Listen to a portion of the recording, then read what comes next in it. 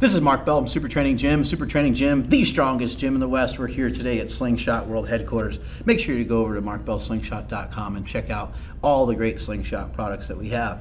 Today I'm going to talk about discipline, and I think discipline can be actually really tricky thing. But a tweet that I shared the other day that got a great response, and I thought I'd share it out with you guys today, and I'd like to get your thoughts on discipline. So in the comments below, maybe tell me what are some things that maybe you employed that you started to do with more consistency, and some things that have helped you. I wrote this about discipline. Discipline through small and sometimes very slow incremental improvements has helped me personally in every aspect of my life. Just kind of say it one more time. Discipline through small and sometimes very slow incremental improvements has helped me personally in every aspect of my life. And if I'm to try to define discipline, let's kind of go over that first before we go and move forward.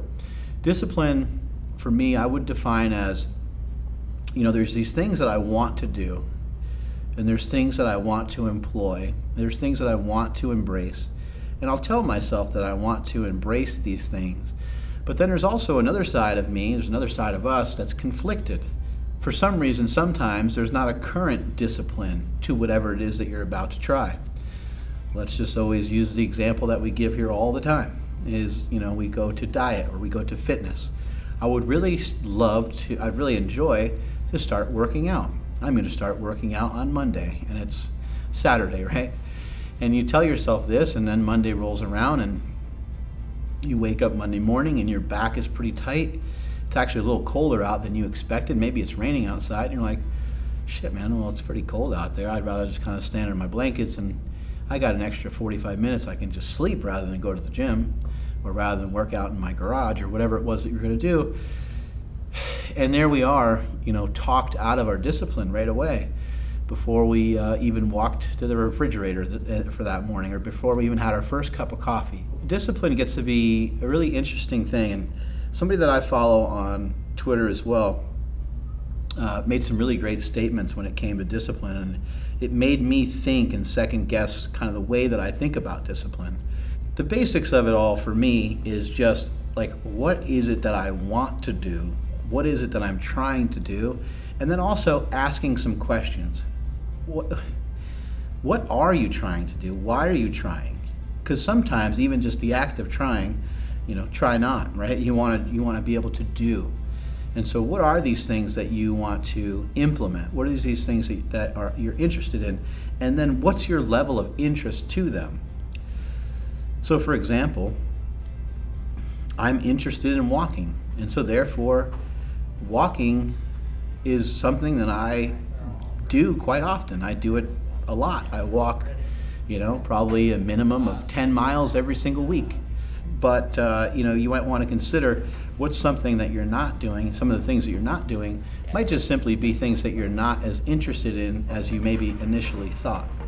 I hear this all the time when it comes to powerlifting. This pursuit of being as strong as you possibly can be. People are trying to chase this down. People are trying to chase down being stronger.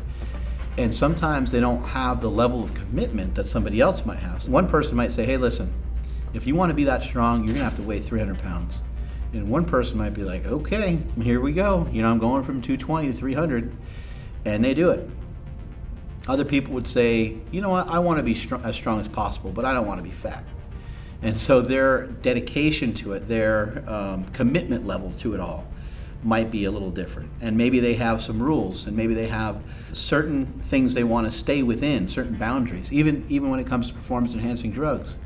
Hey, the fastest way to get the strongest is to take some performance-enhancing drugs and get as big as possible. Well, somebody might say, hey, I don't want to, I'm not interested in doing it that way. I want to do it this way. And that's okay, but I think all these things need to be worked out, because I do think that discipline can leave us in a very conflicted position. And when we tell ourselves we would, could, and should do certain things, and we don't fulfill those prophecies, we don't fulfill those things that we tell ourselves that we want to do, then we start to feel like crap about ourselves. Some of the stuff that I was, checking into when it came to discipline, this girl on Twitter, she writes, her name is Loli. She writes, Self-discipline is a patch for being conflicted about what you want to do. Often, productive people are interpreted as having discipline, being able to force themselves to do the work even when it's uncomfortable. But creative productivity only ever works in spite of that. When you hear it that way, you're like, wait a second. These things really shouldn't be unpleasant because I should want to do them enough to the point where it's more gratifying, it's more satisfying to do it than it is not to do it. Now, I would argue a little bit that sometimes that takes time. And this could be the reason why the slow incremental progress is important. Because we need an interruption pattern. We need to figure out, how do I interrupt some of those old habits that I used to have? I used to wake up and mess around on my phone for 2 hours. Well, now, instead of messing with my phone, I might grab my phone and put it in my pocket, but I'm gonna go for a walk right away. And I'm gonna have an hour of walking under my belt before I do anything else. I'm gonna also, take my morning shower, and I'm gonna make my breakfast, and then I'm gonna look at my phone. Stuff like that. Like, how do we disrupt this pattern? Once you disrupt the pattern one time, it is disrupted. And now you can start to gain momentum. It doesn't mean it's disrupted forever. It doesn't mean that you're gonna stick with that, because the next day might have challenges. But if you can start to implement these things slowly but surely, and you do get them in there, no matter what, let's just say you want to walk twice a day, and you make sure that you walk twice a day kind of no matter what, and you do it for a period of time, well, it can go from summertime to being really beautiful out to snowing outside, and you're still going to get outside and go for that walk because now you ingrained it. The need to go outside and actually do it has overcome and defeated the urge to sit on your ass and not do it, right? That's kind of what it ultimately comes down to. She goes on to say the real answer to productivity and motivation is to resolve the conflicts that you have. So again, why don't you want to do something? You got to resolve that, because if you can resolve that, then you're going to be able to be a lot more productive. Once unconflicted about what to do, even hard work is effortless motivation-wise. And remember, I've taught you guys this from the beginning. I've told you guys this. I love motivation. I love getting fired up. I love giving you a good speech and making the hair stand up on the back of your neck and get you all psyched up to go work out. But at the same time, the most productive thing that you could ever do is to take motivation and flush it down the toilet. Because you should be excited and inspired to live life every day. Every day is an opportunity to get better. And what more do you need than that? You really shouldn't need anything more than that. It's a wonderful opportunity to grow. Growth is a beautiful thing. She also goes on to say, it becomes effortful to not do it.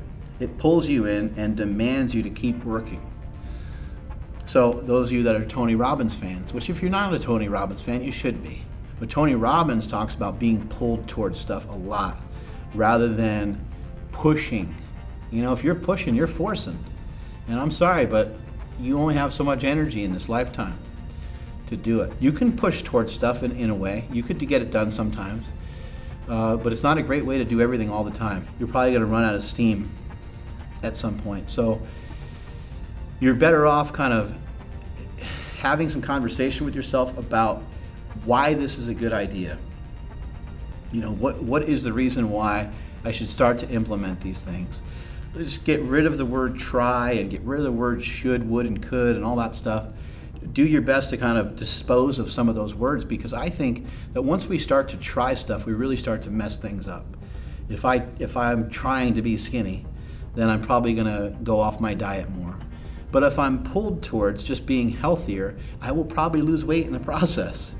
If I'm just pulled towards that because every time I have a meal, it makes me feel good and I don't get gassy, I don't have to use the toilet, I don't feel sick, I feel better, my knees feel better, my ankles feel better, my joints feel better, my body just operates better, I get up and down stairs easier, I start to lose a little bit of body weight, I look a little bit better from an aesthetics standpoint. All these things start to happen, and now it's a real pull. Now you're really being pulled. You might even be pushed towards certain goals from other people that are in your life when they say, hey, you look fantastic. That's kind of a little bit of a push. That's having the wind at your back. That's having a good breeze at your back. That's going to give you momentum forward. And then also, with you being pulled in towards it, it's going to be a lot easier. It's going to be more sustainable if you get pulled towards it. But how do we get pulled towards it in the first place? We get pulled towards it in the first place by having that slow, incremental progress that I mentioned before. Occasionally, you might have progress that's faster than some other times, but for the most part, it's going to be those slow, incremental gains, just like we get in the gym. You know, if I can think back, I remember one time working out with my brother. My oldest brother was really good at squats. Mad Dog was really good at squats. I think I've seen him squat like 6 plates, butt to the ground, just wearing a belt for a few reps. He had very strong lower body. And I was lifting with him on this particular day, and I was really struggling because at the time I wasn't much of a squatter. I was squatting like 3 plates, and then I think I tried 4 plates and I squatted it pretty high. He was like, hey, he's like, you know, you're not going low enough on those, you know. I remember my brother, you know, telling me how to squat and showing me how to squat and saying, hey, look, that's not the way you do it. You need to do it, like, learn to do it the right way. And so what he said on that day was, you need to use less weight. And that kind of hurt my feelings because my older brother was my hero. And he was like, you're not strong enough. But he didn't mean you're a wimp. He wasn't trying to put me down. He was trying to tell me, look, there's a right way to do this and there's a wrong way to do this. So take a step back, have this be slow incremental progress, and who knows where you can go. And he was 100% correct, because when I started to squat 315 the right way, I started to get a lot stronger. And then 405 was easy, and then 500 was easy, and then 600 was easy, and then 700 was easy, and then 800, 900, and eventually 1,080 squat. The time frame that I just blew right through right there is probably, you know, probably 20 years worth. You know, but like when I came up out of those squats, out of a 1,000-pound squat, 1,080 squat, I shot up out of those squats like a rocket. And it's because of the slow game, playing that slow game, learning how to do it. It took a long time. I remember tearing my hamstring with a 1,041 squat. How do you blow your hamstring off with a 1,041 squat and then come back and squat 1,080? Slow incremental progress. It took, from the time I did that 1,041 squat and tore my hamstring, it took me 3 years, because it was so hard to squat. And anytime I leaned forward in a squat, I was like, oh, my hamstring's probably gonna rip again, because I had that bad experience, had that bad memory. It wasn't until I was able to block it out that I was able to make progress again. And then how did I do it? I did slow incremental progress. I took weights that would maybe match some of the weights that I was doing in competition, but I would use like a reverse band. So I'd put a band on top of the rack. I could feel the weight on my back. I could feel something that was equivalent to 1,000 pounds, right?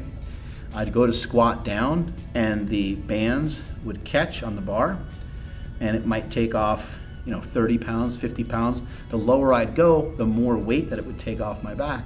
So at the bottom of the lift, it might have been a 900-pound squat. At the top of the squat, it was 1,000 pounds. So through some slow incremental progress and gaining confidence by doing some lifts this way, I kind of baby stepped my way into it, baby stepped my way through it. I remember for months using that technique, using a reverse band squat to rehab the hamstring. And then ultimately I used that going into some future competitions. And I would also do some things that were a little different, where I'd use bands or I'd use chains on the bar against me as well. And again, the weight would be at its heaviest at the top. So I'd unrack a weight. Some of the weights I'd unrack, they would be almost 1,200 pounds at the top of the lift. My body handles that. My body's like, okay, holy shit, there's 1,200 pounds. Then I start to go down, and my body's not strong enough to complete an entire lift with 1,200 pounds, right? But as I go down, more and more of the chain weight goes on the ground, and more of the weight is deloaded. So it goes from 1,200 to 1,100 to 1,000, and boom, I could shoot up out of the bottom with enough speed and enough velocity to the point where I could finish the lift and get through the lift. And through slow incremental progress and through the building of confidence, now I could say, hey, look, dude, you unracked weights that were like 1,200 pounds. This squat that's going to be 1,100 pounds isn't really going to be that big of a deal. So for me, when it came to in the gym, when it came to business, my wife and I were selling 10 slingshots a day out of our garage. Anytime we would order slingshots, we would just order a couple hundred of them. But over years, over time, that became small. That became a much smaller thing. And we started ordering 1,000 of them, 2,000 of them, 5,000 of them, and so on. Same thing with knee sleeves, same things with wrist wraps. Slow incremental progress over a long period of time. We started to implement some of these new items. People liked them, people enjoyed them. They sold okay, but they didn't sell great right away because we had to make people aware that we have these new products. We had to advertise these products. We had to share with the community, hey, this is what we got. We got to put it out into the universe. We had to work really, really hard. And how did we put in that work? Well, we put in that work by sending a lot of product out for free. And then those people share it out with other people. But it didn't happen overnight. It didn't take 5 seconds. It took years. And here we are, 10 years later. So every step of the way, it doesn't matter what it is that I did, everything has been just kind of chipping away and chipping away and chipping away. And I can tell you from my own personal experience that when you do things this way, you feel amazing about it. And this is what gets me excited to share it out to you guys. I'm not trying to brag about any accomplishments. I'm just super pumped and excited that I did it, because if I look back from where I started, I know at certain times in my life I didn't feel like I was anything. And maybe some of you guys that are watching and listening right now, maybe you feel that way. Maybe you feel like, well, I'm not really shit, I don't really know how. But what I'm here to tell you is that you can. I really believe that you can. Even if you didn't reach the same level, could you make 10% more money than you are right now? Could you be 10% happier with some of the situations that you have in your life right now? Your current living situation, your current relationships, could you increase that by 20%? I know that I'm saying yes to these questions. I know that I could be 10%. I could be 10% better than I am now. Can I double some of the stuff that I'm doing right now? I just don't see any reason why I can't, because I already proved to myself that I could, several times over now. If we go back from the time I was 20, I mean, when I was 20 years old, I didn't have a car, I didn't have a license, I didn't have a bank account, I didn't have anything. Really all I ever had when I went to go use my ATM was an overdrawn bank account. I'd go to get money out of the bank. I didn't have enough money in the bank to take money out. I tried to take out like 20 bucks, but because I overdrawn the account so many different times, or wrote checks that maybe wouldn't work at some other point, I was in the negative. I would see my checking account and I was like, how do I have negative 39 bucks? How's that even possible? And I've been in these situations before. I've been in a lot of situations like that in the past. I had bad credit. Now my credit score is crazy. It's really, really good. But I had, shit credit. I, owed a lot of money. I tried to go to a junior college. I wasn't successful at that. And I took student loans. I didn't really realize what I was doing. And I had money to pay back on that. I don't try to tell you guys stuff to say like, hey man, like I know all the secrets. I know all the ways of doing it. I just know all the ways to not do it. I know the ways that aren't productive. I know the ways that I screwed up. And then I've seen the light and learned a lot from that. And so that's why I try to share it out with you guys. But this idea, this concept of slow incremental progress, I hope that you can grasp it, because as I said in that tweet, and you can follow me at Mark Smelly Bell, that's my Twitter handle. I'd appreciate if you follow me over there. As I said on that tweet, it's helped me in every single aspect of my life. In the comments below, let me know how you utilize discipline, or even just let me know your thoughts on it. Strength is never a weakness, weakness is never a strength. Catch y'all later.